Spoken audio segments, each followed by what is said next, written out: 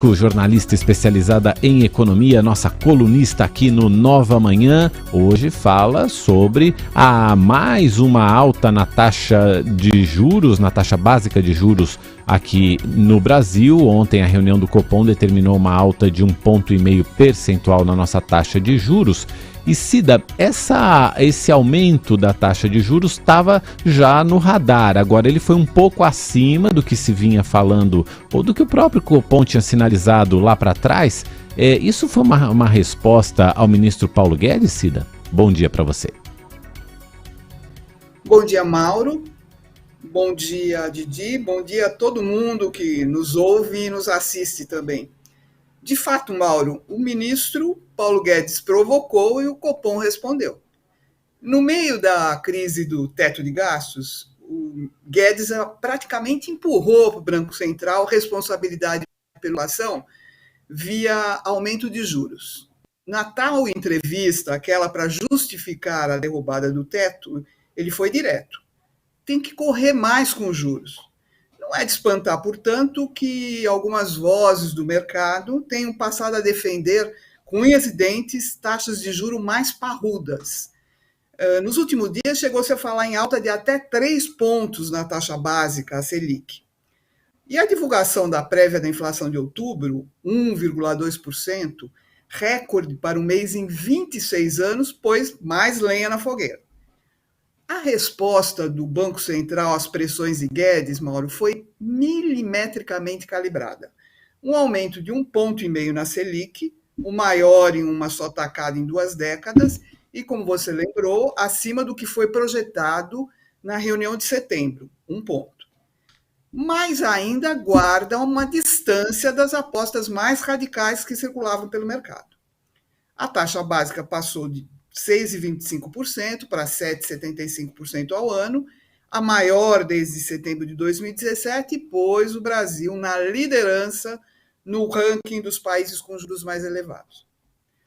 O comunicado de ontem, duro, na verdade, alertou para o risco embutido nos, abre aspas, questionamentos em relação ao arcabouço fiscal.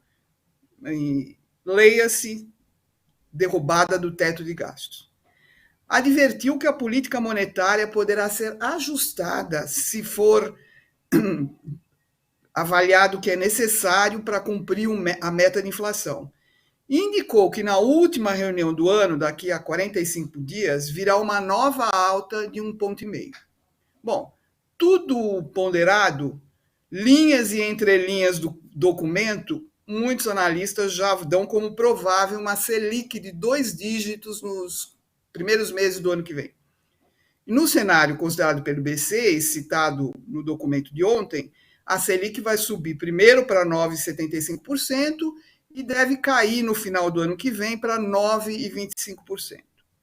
O mais preocupante, porém, é o efeito de uma política de aperto monetário no atual quadro da economia. Bom, é evidente que em termos de inflação alta e generalizada, como agora, não é nem um pouco recomendável ser benevolente com juros.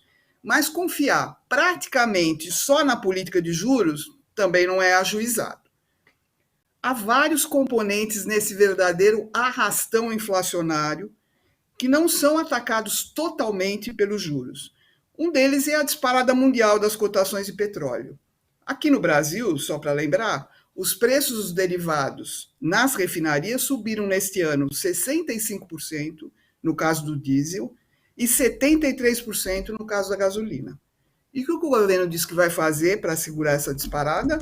Põe na mesa a tal cartada da privatização da Petrobras, como a Rosiane comentou há alguns minutos.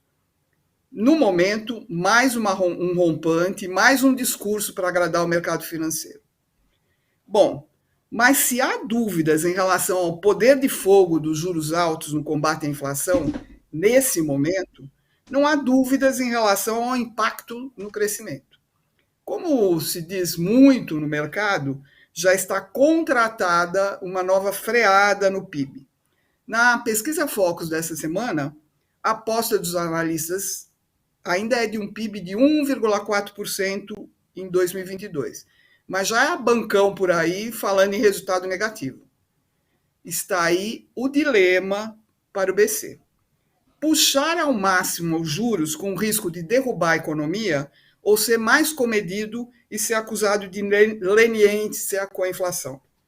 Bom, não é nada fácil arrumar uma solução de compromisso para a economia, muito menos para fazer com que essa solução seja reconhecida e seja aprovada pelo eleitorado no ano que vem. Vamos aguardar novos capítulos. O fato, Cida, é que a inflação está muito mais persistente do que os analistas previam, né? O pessoal falando, depois do segundo semestre essa inflação vai começar a declinar, lá para agosto começa a cair, depois, não, vai cair em setembro, nós já estamos quase em novembro, a inflação continua alta, né, Cida? E aí, de fato, o Banco Central tem que agir, mas como você falou, ele pode muito, mas não pode tudo, né? Exatamente, não pode. A inflação caminha e desafia todas as previsões feitas ao longo desse ano. Vamos ver até onde vai durar esse surto, mas as causas são muitas, como nós já falamos várias vezes aqui, e talvez o juro alto não tenha todo o poder para combater as razões dessa alta.